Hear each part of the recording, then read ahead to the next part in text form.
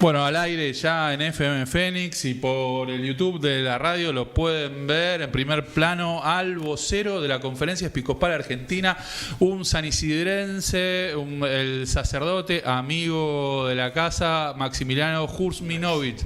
Máximo, ¿no? Máximo, como todos los máximos famosos de este país. Como todos los máximos famosos de este país. Siempre le digo Maxi, entonces me quedó. Vale siempre el problema. Ese es el problema. Nos conocemos, decíamos de que no teníamos panza. Yo creo que tenía pelo, yo también nada más. Vos tenías pelo, jugabas enganche, yo te pegaba algunas patadas. Enganche es un media punta con llegada, Yo hoy ya tenía colgado en el área, pero era un media punta con llegada. Bueno, Maxi, este espacio te agradecemos por haber venido. Siempre lo dedicamos a hablar de política dura, política local, miramos de acá.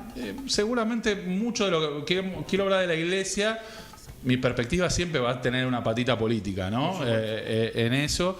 Y bueno, vamos a empezar por las tapas de los diarios, ¿no? Está el Papa en la tapa de los diarios. Si pasa la noche, si no pasa la noche, si durmió tranquilo, si no durmió tranquilo. Bueno, nada, el Francisco, un hombre mayor, nada, la cercanía de, por ahí, la finalización de un papado por alguna situación de salud o porque lo decida. Y lo que me pasa a mí viéndolo todos los días es decir, tomamos conciencia de la importancia de haber tenido un papa argentino todos estos años. Estaba repasando desde el 1500 para esta parte, muy pocos papas no han sido italianos, ¿no?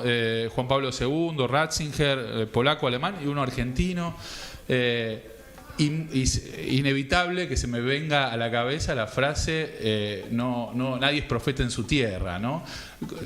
Dame una mirada de cómo sentís que se vive el papado de Francisco, si tomamos dimensión, si vamos a tomar dimensión después. Si quedamos muy envueltos en una rosca política sin sentido. A ver, ayúdame a pensar un poquito de esto.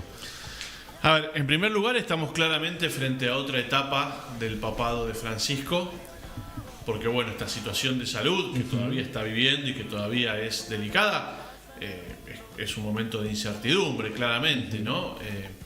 Pero como lo fuera en la vida de nuestros abuelos a los 88 años y le agarra una neumonía bilateral, ¿no? A veces la gente pareciera que porque es el Papa la enfermedad tiene otra dimensión. Se enfermó gravemente una persona de 88 años que según lo que van contando los distintos partes médicos de la Santa Sede, tiene una mejoría y va saliendo adelante, pero claramente entendemos que es un cuadro que limita en este momento por lo menos su vida. No así su gobierno de la Iglesia, pero bueno, claramente el Papa está enfermo y eso hay que decirlo. Y él mismo se ha encargado además con una transparencia poco común. La Santa Sede ha contado los avances, los retrocesos, ha contado si tenía una infección, si tenía un broncoespasmo o si mejora.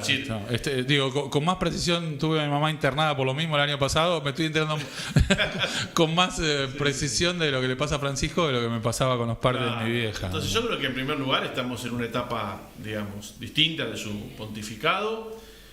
Por supuesto con todo un pueblo y con todo un mundo que ha reaccionado para acompañarlo en la enfermedad, para rezar.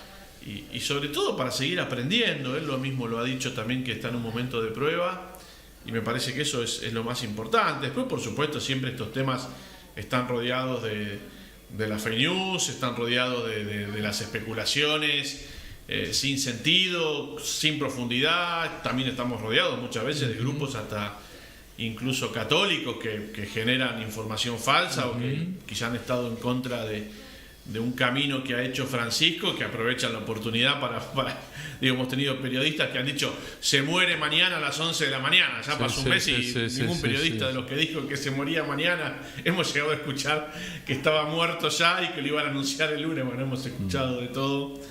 Es parte de la misma dinámica de siempre, ¿no?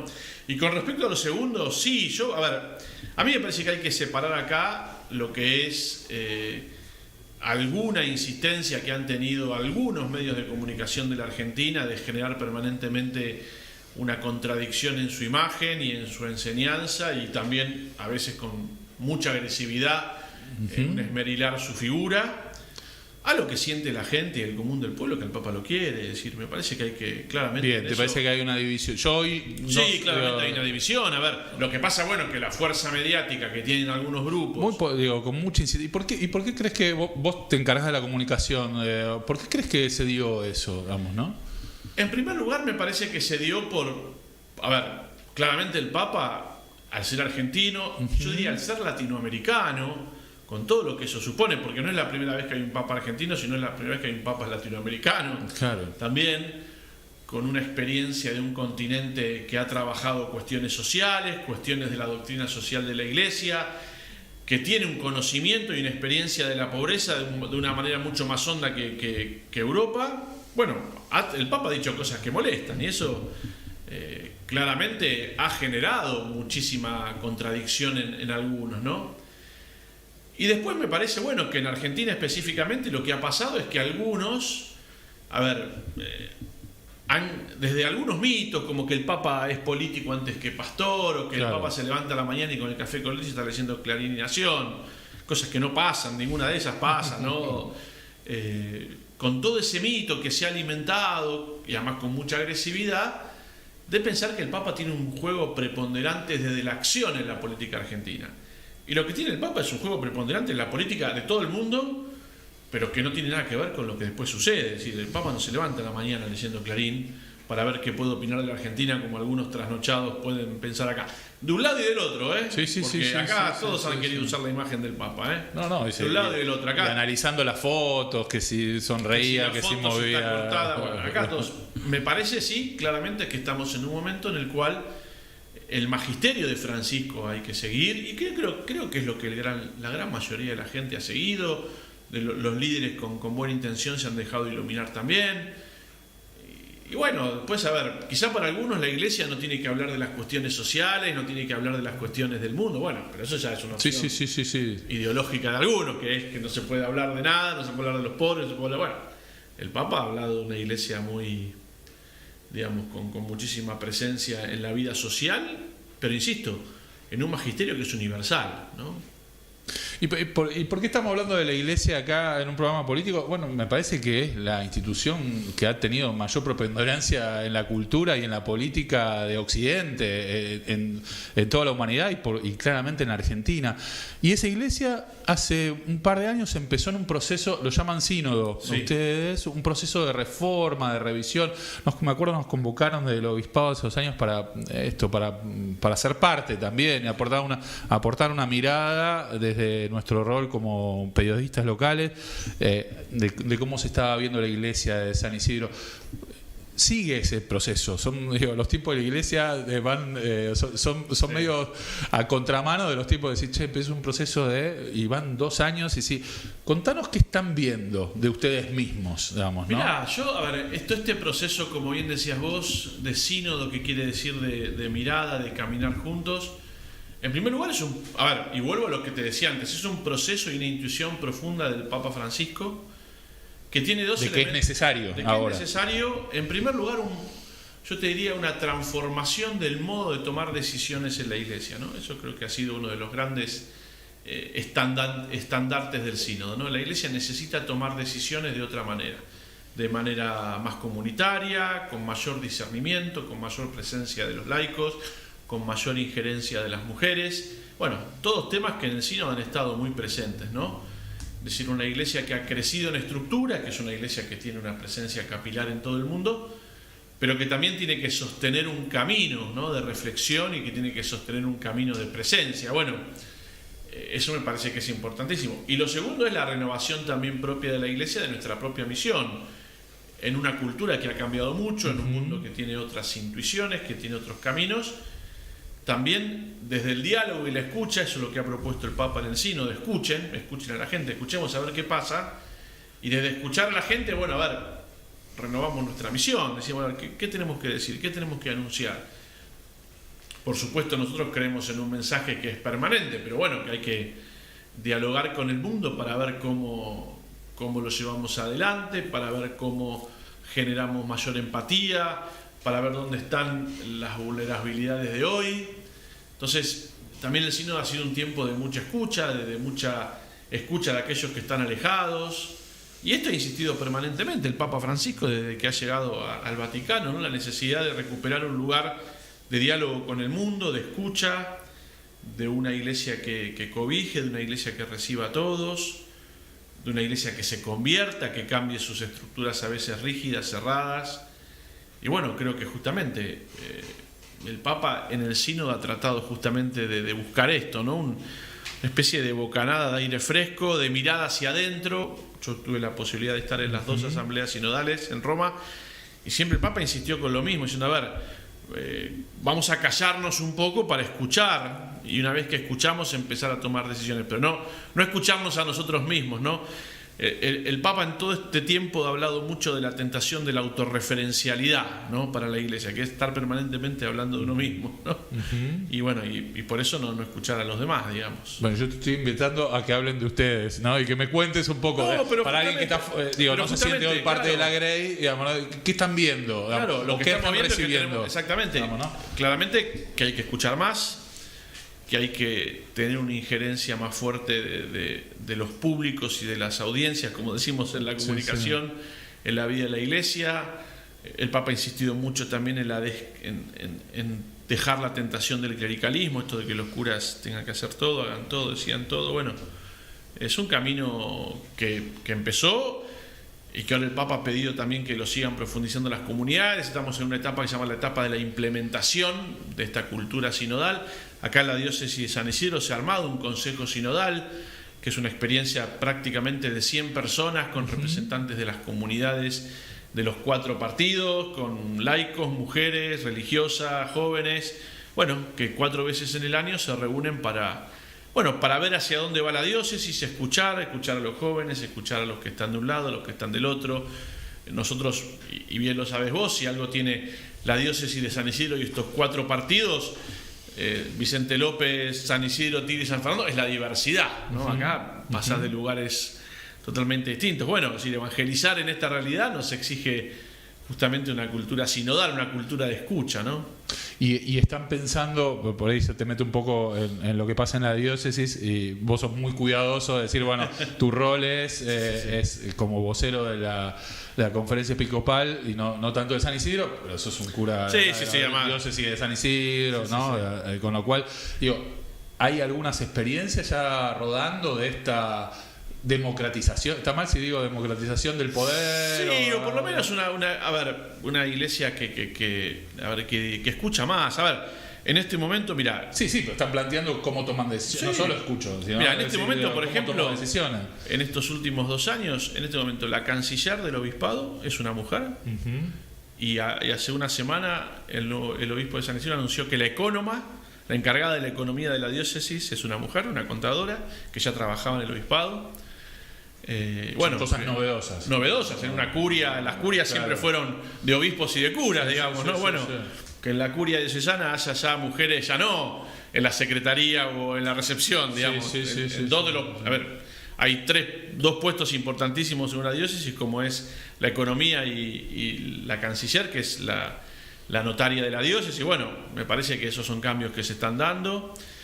Me parece también el hecho de escuchar a los jóvenes. Creo que se han dado pasos muy grandes en no solamente darles protagonismo, sino escucharlos, porque protagonismo le podemos dar todo.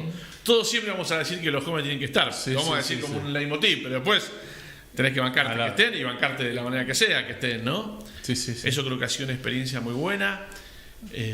Me parece que las mismas comunidades también, al muchas veces ser menos sacerdotes, hoy en día están más comprometidas a tener que tomar decisiones, caminar. El cura no está tanto, el cura a veces tiene 2 parroquias. Bueno, creo que hay algunas experiencias que van dando como su fruto. Me diste pie con esto, hay menos sacerdotes. Quedamos buenos. Quedaron buenos. Dame una foto de la iglesia hoy comparada a la de hace 20 años, de la cual yo participaba. Sí. Y mirá, es una foto muy distinta, ¿no? A una iglesia de la década del 80 y de la década del 90. Yo entré al seminario en el año 93. Teníamos, vos un poco más viejo que yo. No, yo tengo 52, estamos ahí, ¿no? Yo tengo 49. Claro, estamos ahí, somos de los mismos aires. Yo terminé el secundario en el 94 y me iba los miércoles a jugar al fútbol. Exactamente.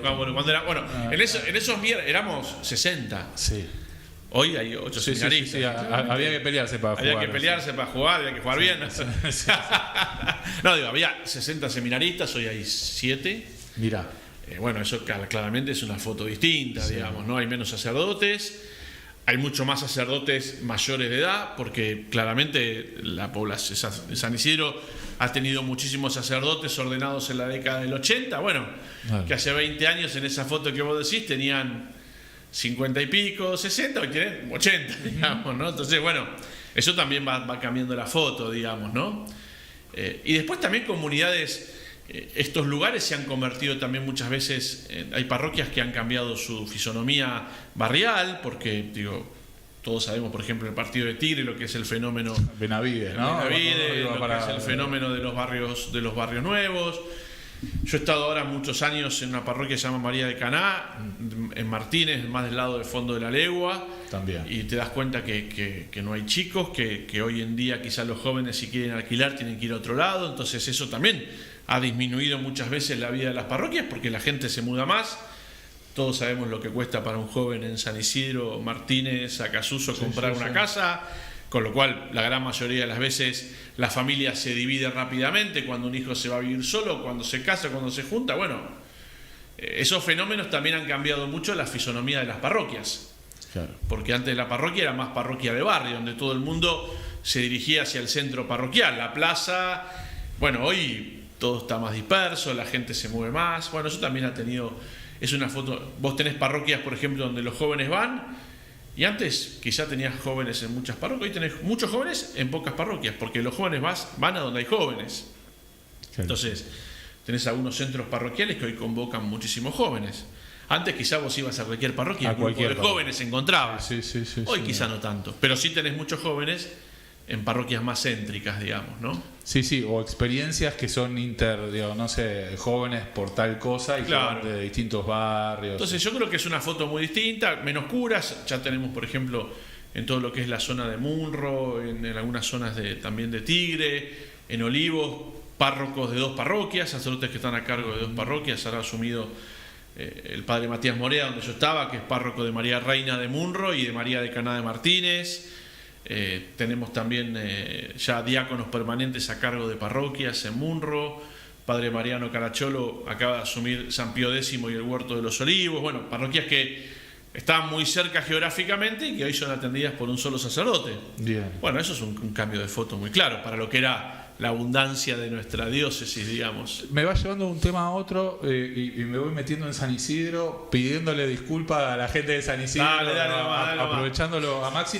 Dijiste esto, hay mucha gente grande, digamos, ¿no? Ha cambiado el mapa etario de la población, los jóvenes se van a otro lado. Esto está impactando en una de las inserciones que tiene la iglesia de San Isidro importante, que es una quizás la institución más importante en cuanto a lo educativo, en cuanto al despliegue de escuelas, jardines, distintos centros educativos a lo largo de los cuatro distritos. En estos últimos años nos hemos enterado, había una crisis con las escuelas privadas en general. Y en particular de la iglesia, de fusiones, de movimientos. Tiene que ver con esta situación del cambio poblacional, de edad, de que hay menos familias con chicos y hay menos demanda, o tiene que ver con otra cuestión más económica vinculada a las escuelas privadas, de todo un poco. A ver, el tema económico ha influido. El tema económico ha influido sin ningún tipo de duda. Lo que es la escolaridad privada de muchas familias que no han podido sostener. Ahora, claramente también, y lo ha dicho incluso los datos estadísticos del último censo, estamos en descensos de arriba del 30% en 10 años de la natalidad en estas zonas. Eso es un dato innegable que no se puede soslayar, digamos, ¿no? Hay menos chicos, menos nacimientos. Entonces, bueno, en un lugar que tiene una oferta educativa muy amplia, como decís vos, donde prácticamente pensá que de los 54 colegios de la diócesis, la gran mayoría se encuentran en los partidos de San Isidro y de Vicente López. Claro. Bueno, sí, eso ha llevado a procesos de unificación, a procesos de rearmado de las instituciones, con todo lo doloroso que eso es, porque todos sabemos que a nadie le gusta que le digan que tiene que seguir en el colegio de al lado. Claro. Pero bueno, sí, son procesos que claramente tienen que ver con estos cambios culturales. A ver, que no se han dado solamente en los colegios del obispado, No, se han no, dado. no. Hoy Cierran colegio, lo que pasa cierran es que colegio privado. cierran, A ver, hoy, digamos, colegios históricamente en el casco de San Isidro, que eran colegios de varones o de mujeres, hoy se han fusionado para seguir caminando. Bueno, todos van tomando opciones porque claramente. A ver, yo una cosa que sí diría, me parece, en esto es. Y uno quizás ya por mi rol tengo la posibilidad de recorrer otros lugares del conurbano. Igual nosotros tenemos que tener claro que vivimos en un lugar donde hay muchísimas cosas que la gente tiene acceso que a veces en otros lugares del conurbano no, y eso me parece que también hay que decirlo. Pero sí creo que se ha dado este fenómeno de las parroquias y los colegios que nacieron en lugares donde los primeros que iban eran la gente del barrio. Bueno, claramente esa fisonomía ha cambiado. Clarísimo. Otro lugar importante que la iglesia que yo conocí y que sigue teniendo es una referencia en los barrios populares, ¿no? Y quizás más frente a lo que estoy viendo un fenómeno en los últimos años de retirada de la política, digamos, ¿no? Donde antes había unidades básicas o había distintos.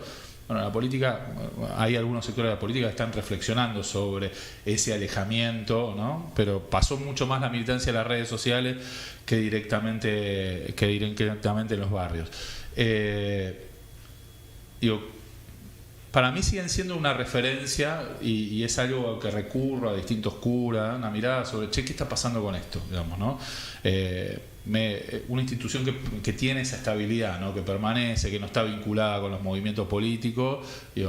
Después está la idiosincrasia de cada cura, ¿no? Atravesado en la mirada, ¿no? Por supuesto. Pero no somos todos iguales. No son todos iguales. Está la idiosincrasia de cada cura que uno, como periodista tiene que filtrar, como filtra. Me lo dijo el vocero de. El señor es como el Adorni de la iglesia, ¿no? Sí, bueno. Es el Adorni de la iglesia. Bueno, te voy a, ya que lo traje a Adorni, ¿cómo están viendo esto? Se discute mucho, por ejemplo, el año pasado, si la macro que está más acomodada, cómo impacta en la micro. Ahora se espera que los índices de pobreza, por lo menos la estadística, marque una baja importante, acompañando la baja de la inflación.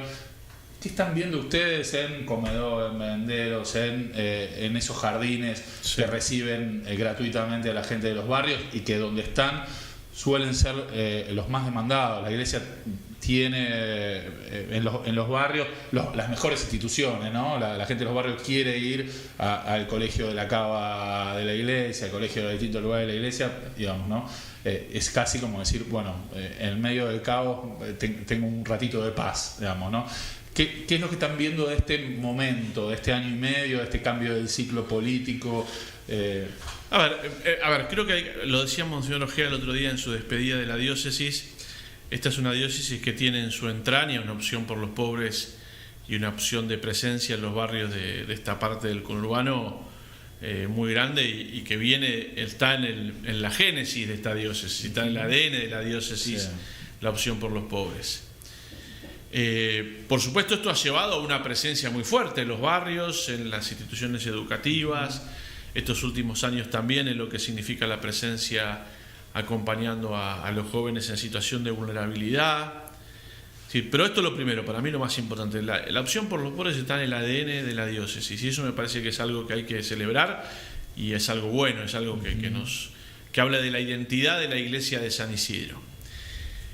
Después creo claramente que hay un montón de situaciones en donde la iglesia no hace estadísticas. Cuando nos preguntan, yo no sé si se nota o no se nota, eso quizás le tendrían que decirlo más los curas que están en los lugares. Ahora, la iglesia no hace estadísticas, yo no sumo pobres y si hay más. Claro. Para nosotros uno es igual que 1000, digamos, ¿no? Ahora, sí vemos dos cosas que son realmente importantes. La primera, y esto dicho por los obispos de San Isidro y dicho por los obispos de todos los lugares de la Argentina que hoy tienen barrios vulnerables. Cuando el Estado se va, el que llega es el narco. Y eso no hay discusión. Eso lo han dicho en todas las experiencias que hoy está presente la iglesia en las villas, sea en el conurbano, sea en el interior de la provincia de Buenos Aires, sea en otras provincias, lo que uno escucha de los obispos y de los curas es esa denuncia de manera permanente. Si el Estado se retira, hoy no aparece el privado, acá aparece el narco, ¿no? Con experiencia ya, digamos, de mucho temor con respecto a esto, ¿no? Es decir, el otro día ya algunos contaban esta situación, lo decía Marcelo Colombo, el presidente del Episcopado, ayer en un reportaje en Perfil. Empezamos a ver lo que veíamos en las películas que veíamos hace unos años de la serie Narcos, digamos, ¿no? Esta sensación de que el narco se puede llegar a poner como aquel que le facilita la salud o una fiesta de 15 a una persona que vive en un barrio vulnerable. Entonces eso es una alerta terrible en este momento, ¿no? Me parece que es una alerta que la Iglesia está poniendo ya desde hace tiempo, antes incluso del cambio de gobierno, y lo va a seguir con insistencia, que es cuando el Estado se retira de los barrios aparece el narco. Y eso es algo que, insisto, como el Padre Nuestro de cada día, lo están repitiendo los curas villeros, los obispos que tienen grandes barriadas, y esto me parece que no se puede dejar de decir. Después, te insisto, no hacemos estadística. Claramente ha habido una mayor demanda, especialmente el año pasado, en algunos comedores de Cáritas. Todo el tema escolar también es una demanda, porque bueno, muchos que se van de la escuela privada tienen que pasar a la escuela del Estado, y todos sabemos que la escolaridad del Estado tampoco... sé que no ha habido vacantes en colegio del Estado en algunos lugares de nuestros partidos. Bueno, me parece que eso es una mirada preocupante, ¿no? El tema de la droga y el tema del avance del narcotráfico en algunas barriadas de nuestras diócesis. Y después todo este nuevo mundo de lo que podemos llamar un capitalismo financiero en medio de los barrios, que tiene que ver con el fenómeno nuevo de la ludopatía en la vida de los chicos y en la vida de los barrios, ¿no? Que vemos que cada tanto aparece, se habla, se dice, pero pasa. Creemos que es una reflexión que la política urgentemente tiene que hacer. Entendemos que es un tema muy delicado porque es un tema que tiene muchos intereses, pero lo vemos con mucha preocupación en la Iglesia, el crecimiento de la ludopatía en los barrios, el crecimiento de las cuestiones de capitalismo financiero que hoy permiten que chicos de 11 años en los barrios del conurbano estén realizando monetización con billeteras virtuales sin ningún tipo de control, sin ningún tipo de situación que les regule, y se endeudan y aparece el narco a querer saldar esas deudas. Bueno, eso lo estamos viendo hoy en día en muchos lugares, y es el testimonio de muchos curas que están en los barrios, especialmente, yo no lo puedo decir porque no estoy en un barrio viviendo, pero los curas te dicen esto, que es el grave problema que está trayendo la ludopatía. ¿Qué te quiero decir con esto, Ariel? A ver, aparecen permanentemente nuevas problemáticas. Quizás nos juntábamos hace 10 años y decíamos las nuevas pobrezas, se hablaba en la diócesis y hablábamos de la droga. Bueno, hoy estamos hablando de otras cosas, ¿no? Estaba recordando eso, de la llegada de Ojea al distrito. Recuerdo, yo ya estaba trabajando de periodista y venía con... Hace bastante más, ¿no? Bueno, pero... Se cayó una sota ahí, me parece. No, pero esto lo hacemos. Hice otras cosas antes ya, ¿no? Pero bueno, y me acuerdo que venía con la idea, o por lo menos lo que se decía, bueno, es un cura más político, entonces yo iba a las entrevistas afilado, queriendo hablar de política, y Ojea siempre, cuando vas de frente con la política, te gambetea. Burrito Ortega. Tremendo. Sí. Y siempre me salía, pero me acuerdo de esto, ¿no? De las nuevas pobrezas.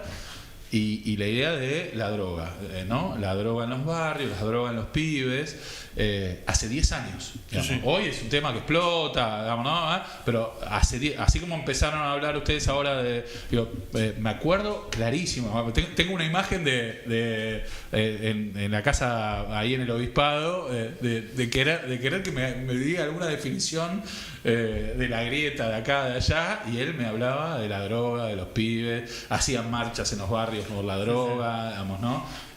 Y nada, y hoy es un tema, digamos, ¿no? Central. Porque estaba hablando del narcotráfico, y además porque sin poner esas palabras. Exactamente, y ahí me parece que cuando llega Monseñor Ojea, él tiene en ese momento la intuición de traer a la diócesis lo que hoy llamamos los centros barriales, que es los hogares de Cristo, que tiene ese formato que hoy también tienen muchos de los curas que trabajan en los barrios, que tiene que ver con el abordaje comunitario que se da al adicto, ¿no? Que es un poco el barrio trabajando para recuperar y encontrar al joven. Sí, claramente, el tema de la droga, y sobre todo me parece el tema de los jóvenes, ¿no? De los jóvenes en situación de riesgo y en situación de vulnerabilidad que hay en nuestros barrios. Me parece que es una de las tareas primordiales de la Iglesia, en las cuales, insisto, se viene trabajando muchísimo, muchas veces con muy poco recurso, y realmente ahí hay que poner de manifiesto la tarea de Cáritas, la tarea del voluntariado, muchísimo de estas obras, y la tarea muchas veces de la gente que trabaja, que realmente es muy arduo trabajar con estas realidades, ¿no? Y tenés un montón de gente que lo hace con una dedicación enorme. No, y si es muy arduo, además, siempre lo decimos, hemos traído acá gente que trabaja, la droga es transversal, bueno, pero en algunos lugares tenés algún recurso, ¿no? Ahora, la droga encima, digo, que es muy difícil, requiere mucha presencia de un otro, gente calificada, recursos. Bueno, en los barrios es muy complejo, digamos, ¿no? Por eso es muy valorable cada espacio que se abre para escuchar, para atender, digo, tanto a las familias como a las personas que están atravesando esta situación. Bueno, ya trajimos Ojea varias veces. ¿No? El otro día veía la foto de Casareto, de Ojea y de... todos intactos. Y del nuevo obispo. Haceme una mirada de la gestión Ojea, bueno, decirlo en términos. Sí, que tengo que reconocer que va a ser una mirada muy subjetiva, porque bueno, para mí ha sido la persona que me ha llevado a trabajar también al episcopado. Claro. Yo diría, voy a decir una cosa que quizás los oyentes o los que estén escuchando por distintos modos va a ser algo difícil lo que voy a decir entender. Yo nací en Olivos y toda mi vida viví en San Isidro. Yo ahora hace 7 años trabajo en la capital federal, de lunes a jueves a Santa Fe y Suipacha, ¿no? Somos muy distintos los porteños. Somos muy distintos en el conurbano a lo que es el porteño.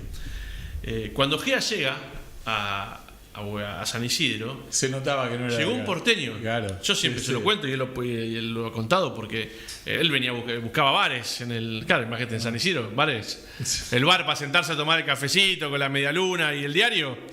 No había eso que uno ve en el centro. Bueno, eso creo que fue una gran riqueza para nosotros, porque si bien estaba en la capital y fue párroco del Socorro y fue un obispo de Buenos Aires, claramente Oscar fue una persona que trajo una cultura de trabajo pastoral distinta, de mucho más contacto con la gente, de esto que decías vos, de mucho más contacto directo con la realidad.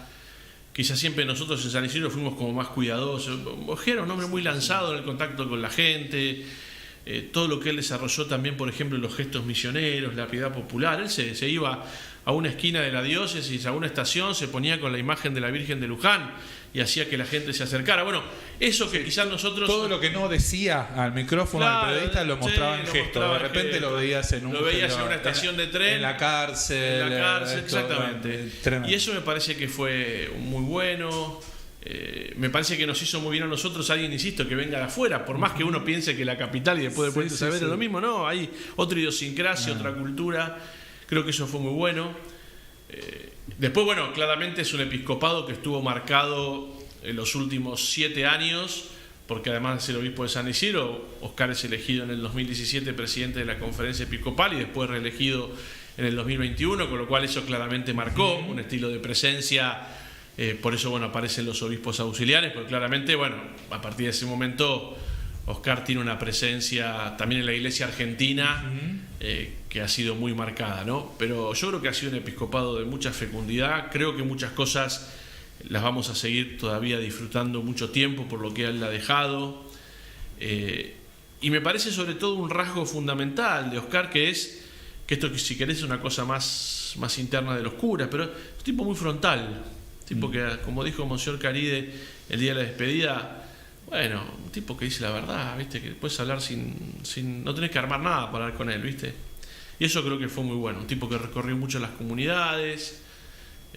Y después, como siempre, hay gente que se identifica más con uno, se identifica más con otro. Y todo este impulso que ha tenido la pastoral de jóvenes en adicciones como señor Ojea, creo que ha sido clave también en su pastoreo. Y no es menor ¿no? la contemporaneidad con Francisco, digamos, ¿no? Ser obispo además, responsable de la conferencia episcopal y con un papa argentino. Sí, además, como decía también Guillermo el otro día, un obispo que jamás alardeó de su amistad, y esto lo puedo decir, de su amistad con el papa y de su cercanía con el papa, jamás alardeó nada. Vos le preguntabas por el Papa y te respondía como si estuviera respondiendo el kiosquero, ¿viste? No te daba un centímetro para pensar que era violado con el Papa, que no te daba. Me ha pasado incluso de estar en Roma con ellos y vos te das cuenta que en ese sentido Oscar siempre ha manejado eso realmente con una prudencia y con una seriedad y al mismo tiempo ha sido una persona claramente que ha elegido vivir. Y hasta te diría esto, yo martirialmente he elegido vivir el magisterio de Francisco, porque esto que decíamos al principio, hoy en día muchas veces hablar de Francisco en algunos lugares es que... Sí, absolutamente. En algunos lugares que te puyen, que te insulten y que te digan... Entonces, bueno, yo creo que esa valentía de Oscar de vivir el magisterio de Francisco, hablando de Laudato Si, y muchas veces haciendo enojar a alguno que tiene algún tema con la minería, y después hablando de los pobres y el acompañamiento. Oscar ha acompañado muchísimo a los movimientos populares, ha destacado mucho, por ejemplo, Oscar en todo su tiempo, no solamente la presencia de la iglesia en los barrios, sino la presencia orgánica de otras organizaciones, como son los movimientos populares, como son los sindicatos, como son hasta las iglesias evangélicas. Bueno, Oscar ha sido una persona que ha favorecido mucho también la mirada positiva hacia otro. Bueno, eso a veces a alguno no le gusta, ¿qué va a hacer? Sí, clarísimo. Bueno, dame una mirada de que llega, ¿no? Alguien que fue formador tuyo Guillermo es formador mío en el seminario durante 4 años. Sí. A ver, primero la tranquilidad de que esto que ha pasado en los últimos años, que tenemos obispos que han salido de nuestro clero. Tanto Raúl, en su momento Martín, Guillermo ahora como obispo. Bueno, me parece que Guillermo es de la persona ideal para vivir esta continuidad de Monseñor Ojea. ¿Por qué? Porque me parece que es un tiempo de la diócesis que necesitaba reafirmar cosas que se vienen viviendo, ¿no?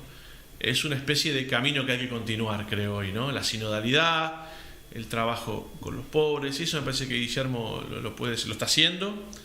Es una persona, Guillermo, muy querida por los curas. Mirá que para que los curas te quieran tenés que... Es difícil, es un gremio complicado el mío. Y es un tipo querido por los curas de la diócesis. Es una persona muy reflexiva, muy pensante, que es algo que me parece interesante en este tiempo. Es un cura que se toma tiempo para tomar decisiones, que se toma tiempo para pensar. Yo vivo con él y eso lo puedo dar fe, que piensa, que discierne, que reza, y eso me parece que es muy importante y creo que se vienen años muy lindos. Maxi, te agradecemos. Estuvimos. Mirá vos. Casi todo, ¿no? Le metimos más de media hora, ¿no? Preguntate de River, si no te decía. No, como vos quieras. ¿Qué pasa? No, si querías. No, estamos hablando del Papa y la Iglesia, no vamos a mezclar. No, podemos mezclar, digamos, ¿no? Nosotros estamos punteros del campeonato, ¿no? ¿Qué hiciste ayer a la noche vos? Fui a ver a Tigre porque me tocó reemplazar al cronista de Tigre en cancha de Tigre. Mirá, yo vi el sorteo de la Libertadores. Empezó a las 8, los grupos sortearon 9 y 10 por ahí. Te cuento por la duda. No sé. Hace rato no tengo el gusto. No, es verdad, son 2 sorteos seguidos, ¿no? Es mucho, ¿no? Ya son muchos. Gracias. Ha pasado por el espacio de Que Pasa Radial Máximo Hursminovic, me dijo, ¿no? Perfecto. No, siempre fue Maxi, para mí hace 20 años, así que me cuesta un montón el nombre completo. Si querés una segunda, yo le dije Maximiliano hoy también. También, bien, perfecto. Máximo. Igual, generalmente cuando me equivoco del nombre, lo digo 3 o 4 veces mal. Sí. Y es verdad que Maxi tira siempre a Maximiliano. Sí. Bueno, no quise hacer un condicionamiento político. Los Máximos son muy famosos en Argentina, así que mejor. Exactamente. Todos los hijos de esos Máximos. Íbamos a hablar íbamos a meter un poco con el tema de Francisco, la política. Mejor no mezclemos. No metemos a Máximo en el medio y listo. Vamos esto. Nos escuchamos el martes que viene a las 5 de la tarde aquí en FM Fénix 100.3 en esto que es Que Pasa Radio, y nos vemos en redes sociales y en quepasaweb.com.ar. Chau, hasta la semana que viene.